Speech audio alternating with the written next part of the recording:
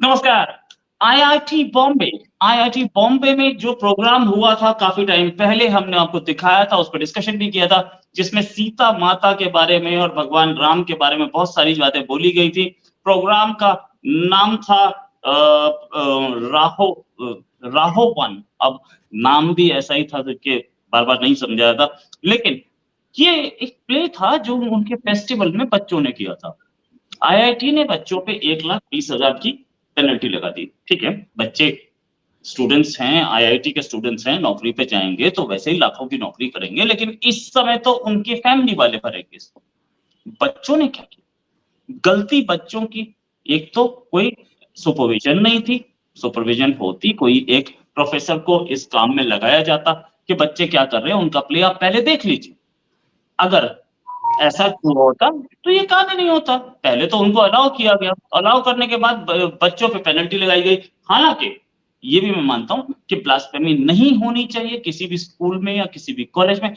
बच्चों को पेनल्टी दी जानी चाहिए थी, लेकिन पैसे की पेनल्टी, मुझे तो इस पे इतराज़ है क्योंकि ये पैसे की पेनल्टी तो माँ-बाप पे लग गई। इसी पे बात करने के लिए हमारे साथ नाज़िया इलाही खान जी। नाज़िया जी, बहुत-बहुत स्वागत है आपका हमारे शो में। वो जो जिसको आपने बहुत मतलब कंडेम किया था, वही वाला इसको आप पहले भी कंडेम करती रही हैं, इसी पर्टिकुलर शो को, और उसके बाद से ऐसा हमें दिखा नहीं। एक और इंजीनियरिंग कॉलेज था जिसमें जय श्री राम बोलने पर प्रॉब्लम हुई थी, वो अलग केस है। लेकिन इस बार पेनल्टी लगा दी गई है बच्चों पर। पेनल्टी, आपको लगता है पेनल्टी सही है? वंदे मातरम, भारत माता की जय। मैं आपके मतलब आपने जो कहा कि पेनल्टी नहीं लगानी चाहिए, मैं इससे इत्तेफाक रखती हूँ थोड़ा सा, इवन कंप्लीटली रखती हूँ। एंड एवरीवन नोज के मैं थोड़ा बहुत साफ सुथरा बोलती हूँ और ट्रांसपेरेंट बोलती हूँ। मुझे लगता है कि अगर घर का बच्चा स्कूल जाने के बाद अपने ही धर्म का या किसी और के धर्म को डिफेम और मलाइन करता है, या गाली गलौज करता है, या रेप करता है, या गला रेतता है, या लड़कियों को छेड़छाड़ करता है, या लड़कियां किसी गैर धर्म के लड़के के साथ पार्क में और ओयो रूम में जाकर के गलत हरकत करती है, तो मुझे लगता है कि कहीं ना कहीं अपब्रिंगिंग में प्रॉब्लम होता है। अपब्रिंगिंग में प्रॉब्लम होता है। मैं मानती हूँ कि स्कूल हमें डिसिप्लिन सिखाता है, मैनर सिखाता है, एजुकेशन सिखाता है, पर ये भी मानना पड़ेगा कि बच्चे की पहली दरसगाह जो होती है वो माँ की गोद होती है। और यही रीजन है कि हम हमेशा अलग-अलग प्लेटफॉर्म पर खड़े होकर के ये बात बताते हैं कि जितनी भी लड़कियां हैं, बेटियां हैं, उनका शिक्षित होना बहुत जरूरी होता है, क्योंकि जिस कोख में बच्चा पलता है वो माँ का, वो लड़की का, वो बेटी का कोख होता है। और जब वो कोख पढ़ी लिखी होती है तो आने वाला जो जनरेशन होता है वो शिक्षित होता है और वो बायस्ड नहीं बल्कि बैलेंस्ड होता है। मैं खुद 15 साल के बेटे की माँ हूँ। मैं अपने बेटे को कभी भी बायस्ड नहीं बना सकती हूँ। अगर कोई उसको गाली देगा रोड पर तो मैं ये उसको कभी नहीं सिखाऊंगी कि तुम भी बदले में गाली दो, कभी नहीं सिखा सकती हूँ। तो मैंने ऐसे घराने को देखा है जहां पर बेटे गाली गलौज करे, माओ को बहुत फक्र महसूस होता है। बेटा बलात्कार करके आ जाए, माएं जेल में जाती हैं उनको सामान पहुंचाने के लिए। बेटा मॉलेस्टेशन में जेल चला जाए, माएं जेल जाती हैं उनको सामान पहुंचाने के लिए, उनको खान पान पहुंचाने के लिए, उनको कपड़े पहुंचाने के लिए। बेटा गला रेत देता है, माएं जाती हैं, घर और परिवार के लोग जाते हैं उसका बेल करवाने के लिए। बेटा बलात्कार करके रेमिशन ग्राउंड पर बाहर आता है, घर के परिवार वाले उस बलात्कारी का शादी करते हैं और धूमधाम से करते हैं। मैंने ये देखा है, अपनी आंखों से देखा है। अब आप मुझे बताएं कि अगर उसको बॉयकॉट किया जाए, अगर उसको समाज से, उसको कम्युनिटी से, उसको सोशल गैदरिंग से, अगर उसको एक्वेंटेंस वाले उसको बॉयकॉट करें, तो पूरी जिंदगी के लिए वो एक एग्जाम्पल बन जाएगा। और बाकी लोग और बाकी जो बच्चे हैं जो गलतियां करने वाले होते हैं, उनको कहीं ना कहीं इस बात का अंदेशा होगा कि हम ना गलती करें तो ही ज्यादा बेटर होगा। अदरवाइज हमारा परिवार भी हमें छोड़ देगा, हमारा संसार भी हमें छोड़ देगा, हमारा समाज भी हमें छोड़ देगा। मुझे लगता है ये 1,20,000 1.2 लाख का जो पेनल्टी लगा है ये बहुत कम लगा है। माँ बाप की बेजा और इग्नोरेंस परवरिश पर ये बहुत कम की पेनल्टी लगी है। देखिए रोहित भाई, मैं बहुत क्रिस्टल क्लियर बात करना चाहती हूँ आपके साथ। मैं किसी के भी धर्म को कभी भी डिफेम नहीं कर सकती, कभी नहीं कर सकती। इवन आई एम अ मुस्लिम, और मेरी मुस्लिम कम्युनिटी में 18 करोड़ की आबादी भारत में है, जो हर वक्त सनातन धर्म को डिफेम करता है, यहूदी धर्म को डिफेम करता है, जो क्रिश्चियन धर्म को डिफेम करता रहता है, हमेशा करता रहता है। हमें फिर से आपको याद दिला देना चाहती हूँ कि क्या वो फारूकी जो है, पूरा मुझे नाम नहीं याद आ रहा है, जो बिग बॉस में सलमान खान ने उसको जितवाया, क्या उसने डिफेम नहीं किया था भगवान राम और सीता जी को? बहुत बुरे तरीके से डिफेम किया था। अब मैं आपको इतिहास के पन्ने खुलवा करके मैं बताना चाहती हूँ, हमारी फिल्मी नगरी में आप देखिए, अमरीश पुरी हमेशा कट्टर हिंदू बनते थे, बड़ा बड़ा तिलक लगा, उसका नाम था मुनव्वर फारूकी। हाँ व्हाटएवर इज, मैं वो उसको पैर का जूता समझती हूँ, इसलिए नाम याद रखना मेरे लिए इतना जरूरी नहीं है। तो अमरीश पुरी हमेशा एक कट्टर हिंदू बनते थे बॉलीवुड में, और उसके बाद फिर वो रेप करते थे, वो गला काटते थे, वो गोली चलाते थे, वो बम चलाते थे, वो एक बहुत बड़े माफिया, एक बहुत बड़े क्रिमिनल मुकैम्बो बन जाते थे। उसके बाद फिर आप देखिए अग्निपथ बोल करके एक मूवी आई थी, जिसमें संजय दत्त जेल से आने के बाद हमेशा क्रिमिनल का नेगेटिव रोल करना स्टार्ट किए। उसमें भी वो कट्टर हिंदू बने, आरती उतार रहे हैं, और उसके बाद फिर मर्डर कर रहे हैं और एक बहुत बड़ा माफिया चला रहे हैं। उसके बाद फिर आप अमिताभ बच्चन जी को देख लीजिए, वो हमेशा हमेशा उनको सनातन धर्म के देवी देवताओं से प्रॉब्लम रही। वो घंटियां बजाते थे, वो देवी देवताओं को ललकारते थे, लेकिन ला इलाहा इल्लल्लाह का वो जब भी झंडा अपने कलेजे पे लगाते थे, वो कहते थे मार के दिखा मुझे अब कोई छू भी नहीं सकता, क्योंकि ला इलाहा मेरे पास है।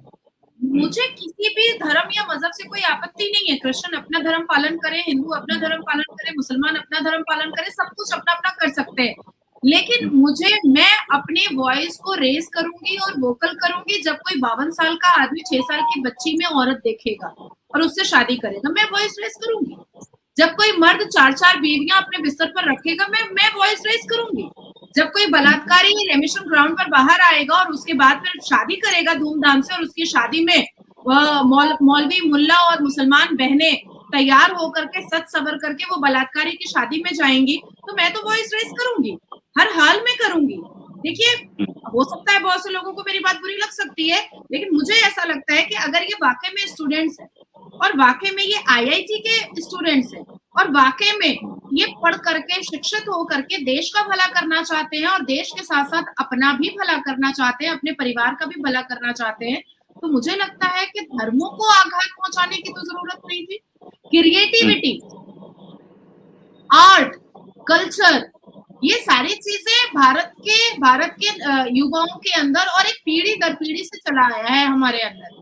हम क्रिएटिविटी करते हैं, हमारे अंदर कल्चर है, हम क्रिएटिव है, आर्ट है, बहुत सारी चीजें हैं, लेकिन उस आर्ट को, उस कल्चर को, उस क्रिएटिविटी के एक एक्स फैक्टर को आप गलत दिशा में क्यों प्रमोट कर रहे हैं?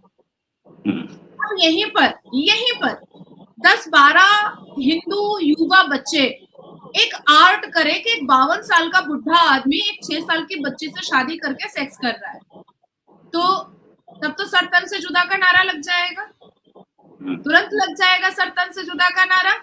तो मुझे लग रहा है कि बहुत 1.2 लाख तो बहुत कम है, कम से कम सर धड़ से जुदा का नारा तो नहीं लगा।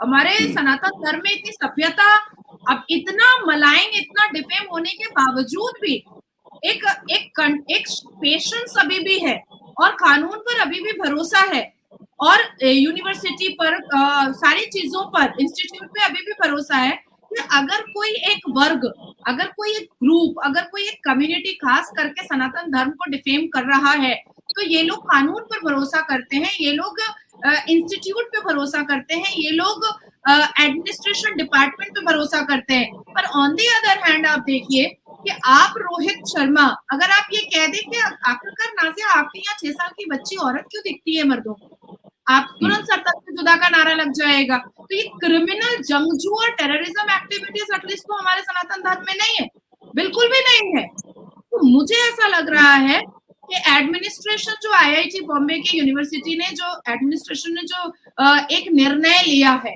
और 1.2 लाख का जो एक पेनल्टी रखा है वो बहुत कम रखा है। पेनल्टी के साथ-साथ इन बच्चों को सस्पेंड भी करना चाहिए। क्यों? ये आईआईटी के स्टूडेंट है, कोई क्लास 2 के स्टूडेंट तो है नहीं। एक आईआईटी का स्टूडेंट बहुत मैच्योर हो जाता है, वोट देने के काबिल हो जाता है, अपना मतदान देने के काबिल हो जाता है और यही युवा गाए बगाए रोड पर आपको बोलते हुए मीडिया के सामने दिखाई देते हैं कि हम सरकार बना सकते हैं, हम सरकार गिरा सकते हैं। यही युवा दिखाई देते हैं आपको।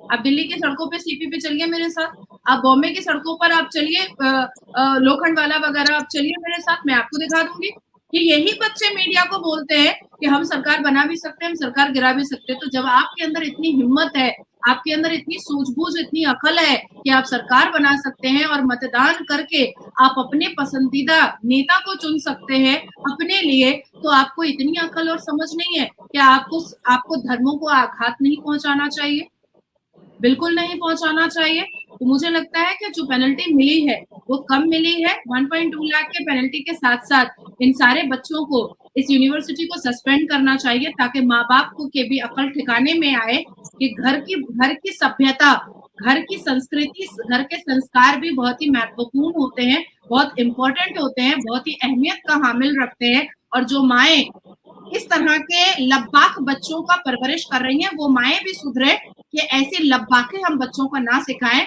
और भारत में रहने वाले हर बच्चों को अपने सिविलाइजेशन का एहतराम और इज्जत करनी चाहिए। राइट। अच्छा, एक चीज, ये जो जिस भी तरीके के यहाँ आईआईटी में हुआ, बहुत सारे आरोप ये भी लगते हैं कि मुस्लिम इंस्टीट्यूशंस में भी तो ब्लास्फेमी होती है हिंदुओं के खिलाफ, लेकिन लोग बोलते हैं, खुलेआम बोलते हैं। वैसे तो मुस्लिम के खिलाफ, मुस्लिम रिलीजन के, इस्लाम के खिलाफ कोई कुछ बोले तो सतन से जुदा हो जाता है, लेकिन हिंदूज आज भी टॉलरेंट हैं और ऐसा काम नहीं करते हैं। जो मुस्लिम माइनॉरिटी इंस्टीट्यूशंस में जो ब्लास्फेमी हो रही है उसका क्या? मदरसे में बताया जाता है, मदरसे में बताया जाता है, बहुत सारी जगह मैं पे। अपना ही प्रैक्टिकल एक्सपीरियंस आपको बता देती हूँ। एक तो मैं अपना प्रैक्टिकल एक्सपीरियंस बताऊंगी और एक मैं आपको जो घटना घटी है उसके बारे में बताना चाहूंगी। देखिए रोहित भाई, मैं कैलकाटा गर्ल्स इवनिंग कॉलेज से मैंने 11-12 किया है, कैलकाटा गर्ल्स इवनिंग कॉलेज से, ठीक है।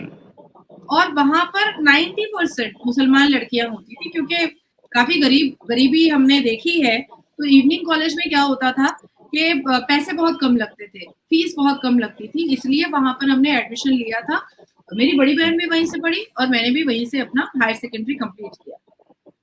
तो वहां के आसपास के वो पूरी मुस्लिम कम्युनिटी थी, पूरा मुस्लिम गैदरिंग एरिया था, हाईली पॉपुलेटेड मुस्लिम गैदरिंग एरिया था। तो वहां पर कॉलेज से हम लोग 9:30 बजे जब निकलते थे, क्योंकि इवनिंग कॉलेज था तो 9:30 बजे वो खत्म होता था। तो जब वो 9:30 बजे इवनिंग कॉलेज खत्म होता था तो सारे लड़के जो हैं मुसलमान, वो वहां पर अड्डाबाजी करते थे। कभी लड़कियों का पिछाड़ पे हाथ मार रहे हैं, कभी कुछ कर रहे हैं, कभी कुछ कर रहे हैं। तो जब कंप्लेन करते जब प्रोफेसर को हम लोगों ने जाकर के लिखित रूप में कंप्लेन किया, तो दो मुस्लिम प्रोफेसर, एक लेडी और एक जेंट्स, बाहर गेट पर खड़े हो जाते थे कि आप अब जाइए, हम लोग खड़े हैं। और सबके गार्जियन को कहा गया कि आप लोग लेने के लिए आया कीजिए, लेकिन किसी ने भी पुलिस कंप्लेन नहीं किया। और तब मेरे पास भी इतनी अकल नहीं थी कि मुझे जाकर के पुलिस कंप्लेन कर देना चाहिए। 11-12 में एक बच्ची की अकल क्या ही हो सकती है, तो मुझे भी इतनी अकल नहीं कि मुझे जाकर के पुलिस कंप्लेन करना चाहिए। मैंने जब घर पे ये बात कही तो घर पे मुझे यही कहा गया कि तुम अकेले क्यों बोलोगी, बाकी भी तो लड़कियां हैं, वो उनको भी तो बोलना चाहिए, ग्रुप बनाकर चलना चाहिए। मुझे कहीं ना कहीं ऐसा लगता है कि मुसलमान लड़के जो अश्लीलता का नंगा नाच करते हैं, ये उनके घर से भी उनको अनुमति मिलती है, ये उनको उनके समाज से भी अनुमति मिलती है और ये उनको मजहब के ठेकेदारों से भी अनुमति मिलती है। उसके बाद मैं दूसरा आपको घटना अपने साथ का ही बता देती हूँ, मेरी आंखों देखी बता देती हूँ। मैंने रफी अहमद कदवाई रोड के मौलाना आजाद कॉलेज में ग्रेजुएशन के लिए एडमिशन लिया था, कैलकाटा में रफी अहमद कदवाई रोड मौलाना आजाद कॉलेज में ग्रेजुएशन का एडमिशन लिया था। सोशियोलॉजी ऑनर्स का मेरा ये था, मतलब कोर्स था। हालांकि बाद में मैंने बीबीए किया, मैंने वो आर्ट्स छोड़ ही दिया, मैंने बाद में बीबीए एलएलबी किया। तो वहां पर मैंने देखा कि वहां पर बजाते जमात के हिसाब से नमाज होती है मौलाना आजाद कॉलेज में। अच्छा, वहां पर भी 70%, 74%, 75% मुसलमान स्टूडेंट होते थे और 15%, 16% जो है वो हिंदू स्टूडेंट्स होते थे। पर हिंदुओं के आस्था के लिए, हिंदुओं के पूजा पाठ के लिए कोई भी वहां पर इंतजाम नहीं था। पर जमात के हिसाब से नमाज होती थी जुमा की जुमा वहां पर, और बजाफ्ते मौलाना आजाद कॉलेज रफी अहमद कदवाई रोड कलकत्ता में वहां पर बजाफ्ते मस्जिद बनाई गई थी। और मैं अभी जो आपको बताने जा रही हूँ, आपकी आंखें पड़ जाएंगी कि उस मस्जिद के अंदर अश्लीलता होती। उस मस्जिद जो कमरा जो मस्जिद के लिए बनाया गया था और जानमाज मुसल्ला बिछा रहता था, उसके अंदर अश्लीलता होती थी और टारगेट करते थे मुसलमान लड़के कि वो हिंदू लड़कियों को ही अपना गर्लफ्रेंड बनाएंगे और उन्हीं को सेक्सुअली एक्सप्लॉइट करेंगे। और जब मैंने इस पर आवाज उठाई तो आपको पता है 3.5 महीने में मुझे टीसी मिल गई। मेरी मदर को जब बुलाया गया कि पेरेंट्स कॉल हुआ है, आपकी मदर को बुलाया जाएगा, तो मेरी मदर को जब बुलाया गया और जब सारी बातें हुई तो मेरी माँ ने कहा कि टीसी एक्सेप्ट है, लेकिन ऐसी गंदगी मेरी बेटी एक्सेप्ट नहीं कर सकती और ऐसे कॉलेज में वो पढ़ नहीं सकती। तो आप सोचिए। अब मैं आपको बता देना चाह रही हूँ कि अभी हालिया में एक मैटर को दबाया गया है। अजमेर शरीफ में एक मौलाना साहब का, यही 2024 की बात है, ड्यूरिंग इलेक्शन की बात है, अजमेर में एक मौलाना साहब का मर्डर हुआ है। अच्छा, अजमेर के मुसलमान ने क्या किया कि उसको हिंदू मुस्लिम बनाने की बहुत कोशिश की। बाद में जब इन्वेस्टिगेशन पुलिस के द्वारा किया गया तो पता चला कि 6 उसी के शागिर्द, उसी से जो पढ़ते थे, उन्होंने उसका मर्डर किया। जब उन 6 बच्चों से पूछा गया कि आपने मौलाना साहब को क्यों मारा, तो उन बच्चों ने बताया कि मौलाना साहब हम लोगों के साथ जबरदस्ती अनल सेक्स करते थे और ब्लो जॉब करवाते थे और घंटों करवाते थे। हम परेशान हो गए थे क्योंकि हमारे घर वाले भी हमारी बात नहीं सुनते थे, हमारे घर वाले भी हम पर यकीन नहीं करते थे, पर हम 6 जानते हैं कि हमारे पर क्या बीत रही थी, तो हमने गुस्से में मार दिया। अब आप सोचिए कि मदरसे में ये क्या हो रहा है।